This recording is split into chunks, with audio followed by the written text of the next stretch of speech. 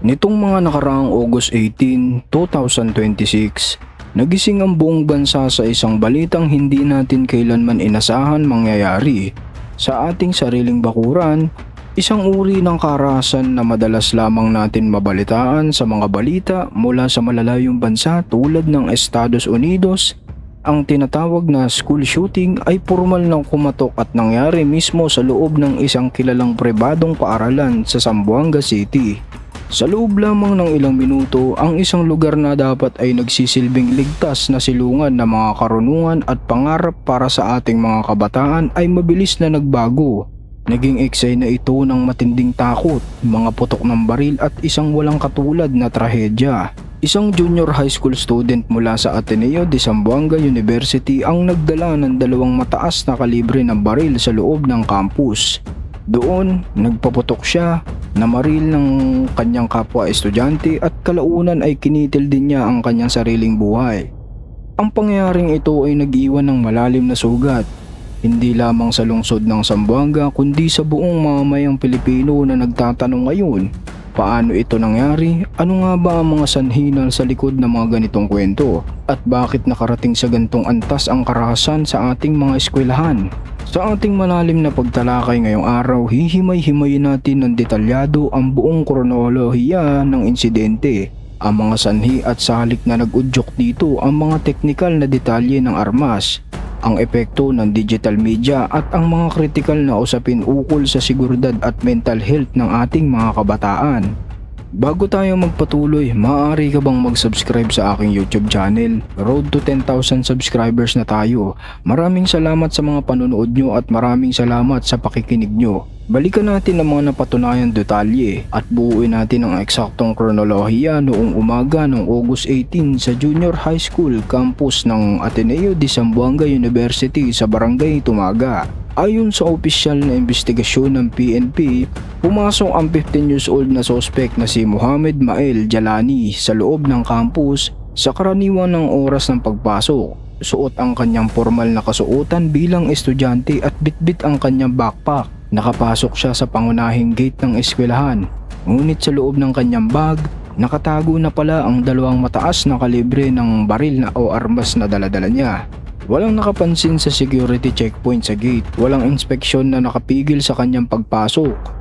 Nang makapasok ang suspect sa loob ng gusali ng paaralan at makatungtong sa hallway, inilabas niya ang kanyang daladalang armas at nagsimulang magpaputok sa gitna ng klase at sa mga pasilyo. Mabilis na lumaganap ang matinding takot nang umalingaw-ngaw ang sunod-sunod na putok ng baril. Nagkaroon ng malawakang stampede habang ang mga guro at estudyante ay nag-aagawang makatakbo malayo sa pinagmulan ng putok. Ang ilang mga guro ay mabilis na naglock ng kanilang mga pinto at nagbarikada ng mga mesa at upuan. Ang iba naman ay sumubok na lumabas sa mga bintana patungo sa open field ng campus. Sa gitna ng kaguluhang ito, tragikong nasawi ang 15 years old din na grade 10 student na si Patrick Delanui. Matapos itong ideklarang tamaan ng bala, bukod sa nasawi, marami pang ibang estudyante ang nagtamo ng iba't ibang antas ng sugat at pasa, sanhi ng matinding stampede. Bago pa man makalapit at makaengkwentro ng mga otoridad ang suspect, itinutok nito ang baril sa kanyang sarili at kinitil ang kanyang sariling buhay. Ano nga ba ang naging sanhi o salik na nag-akay sa isang 15 years old na estudyante upang gumawa ng ganitong kadahas na aksyon? Ayon sa mga criminologists, psychologists at sa pagpatuloy na investigasyon ng PNP at DILG, hindi lamang isa ang sanhi ng ganitong uri ng trahedya. Ito ay resulta ng kombinasyon ng tatlong pangunahing salik. Una, malalim na krisis sa mental health at emotional na isolation. Ang pangunahing panloob na sanhi na tinitignan ng mga eksperto ay ang matinding krisis sa pangkalusugang kaisipan. Maraming kabataan ang nakakaranas ng matinding depresyon, anxiety at kawalan ng kakayahang iproseso ang kanilang galit at trauma. Kapag ang isang estudyante ay nakaramdam ng matinding isolation, iyon bang napakiramdam na wala nang nakakaintindi sa kanya o wala nang natitirang pag-asa? Maaari itong humantong sa tinatawag na suicidal and homicidal ideation, kung saan ang galit sa sarili ay ibinubuhos din sa ibang tao. Pangalawa, issue sa bullying at social rejection sa eskwelahan. Kasulukuyang isinusuri ng mga otoridad ang social environment ng suspect sa loob ng paaralan. Sa marami sa mga kaso sa school shooting sa buong mundo, ang karanasan sa paulit-ulit na bullying, ostracization o pagtatakwil ng mga kapwa estudyante at kawalan ng suporta sa paligid ang nagiging nagpapatakbo sa galit ng isang kabataan. Kapag ang akumulasyon ng pambubuli ay hindi na naagapan ng paaralan, nagiging ugat ito ng kagustuhan o maghiganti o mag-iwan ng marka. Pangatlo, madaling access sa armas o yung tinatawag na accessibility of legal means. Kahit gaano katindi ang galit o depresyon ng isang tao, hindi ito magiging ma-shooting kung walang hawak na mamatay taong armas. Ang direct catalyst o ang pinakamabilis na nagbigay daan sa krimen ay ang madaling pagkuha ng suspect sa mga baril ng kanyang ama. Ang kawalan ng sapat na seguridad sa tahanan upang maikandado ang mga armas ay naging malaking sanhi upang ang isang maparirang kaisipan ay magiging isang totoong krimen. Pang-apat, epekto ng internet at online extremism o media contagion. Sa modernong panahon, ang social media at ilang online forums ay nagiging sanhi rin ng paglala ng kaisipan ng mga kabataan. Ang paulit-ulit na pagkalantad ng mararahas na content, ang pagsasamba sa mga nakakaraang mass shooter sa internet, at ang pagnais na makuha ang tinatawag na online fame o atensyon ay nagiging malakas na impluwensya upang gayahin ang mga ganitong krimen. Batay sa investigasyon ng PNP, ang suspect ay nagdala ng 2 baril, isang 9mm pistol na nakakabit sa isang Aroni modification kit, isang attachment na ginagawang tila submachine gun ng pitolyo upang maging mas madaling asintahin at mas mabiling magpaputok, at isang Glock 22 caliber 40. Ang mga armas na ito ay nakarehistro sa ama ng suspect na isang opisyal ng Bureau of Customs na nakuha ng suspect mula sa sasakyan nito ng walang pahintulot.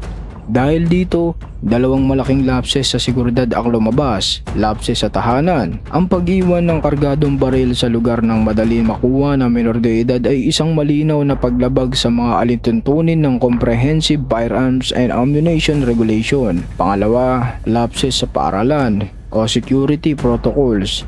Paano nakapasok sa gate ang isang bag na may laman na Ronnie kit at Glock pistol? Ipinakita nito ang tradisyonal at mabilisang bag checking sa mga gate ng eskwelahan ay hindi sapat at kailangan ng palitan ng mas mahigpit na inspeksyon at modernong gamit tulad ng mga metal detector o manual na kapkapan. Gumamit din ng suspect ng body camera at inilivestream ang bahagi ng kanyang pag-atake sa Facebook. Ito ay isang nakakakilabot na trend na layunin na mag-iiwan ng digital footprint at humihingi ng atensyon sa internet. Agad na nagpalabas ng babala ang PNP Anti-Cybercrime Group na itigil ang pag-share ng nasabing footage. Bakit napakahalagang wag itong ipasa?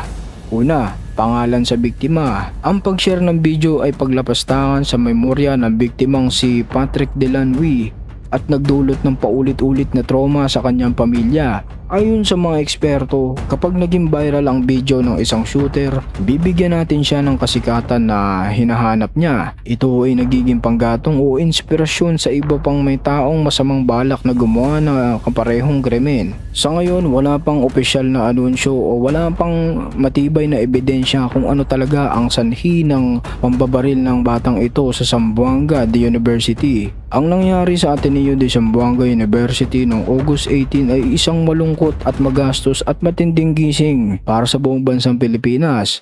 Ipinaalala nito sa atin ang trahedyang dating pinapanood lamang natin sa mga banyagang balita ay hindi imposibleng mangyari sa ating sariling bayan kung tayo ay magiging pabaya. Ipinakita nito na ang kaligtasan ng ating mga anak sa loob ng paaralan ay hindi lamang nakasalalay sa kapal ng pader o sa bilang ng security guard na nakatayo sa gate.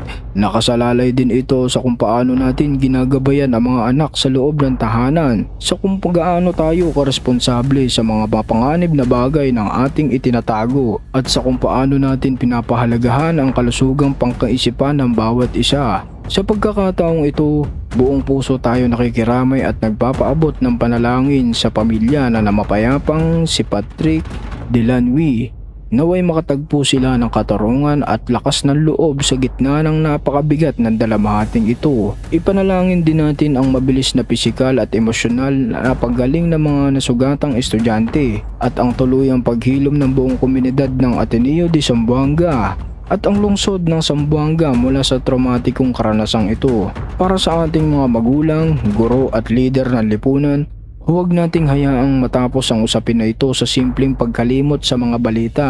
Gamitin natin ang pagkakataong ito upang magkaroon ng masinsinang usapan sa ating mga tahanan, paaralan at disiplina at pagmamalasakit sa isa't isa. Kung ikaw ay nakikinig sa mga sandaling ito o mayroon kang kilala o kaibigan, kaklase, kapamilya na dumaranas ng matinding krisis sa buhay, malalim na kalungkutan o nakakaramdam, wala nang malalabasan na problema. Pakiusap, huwag kang mag-atubiling humingi ng tulong. Hindi mo kailangan dalhin ng mag-isa ang mabigat na pasanin. May mga taong handang makinig sa iyo at tumulong sa iyo. Kung nagustuhan nyo ang mga ganitong topic, maaari ka bang mag-subscribe? Maraming salamat sa mga pakikinig nyo at suporta nyo.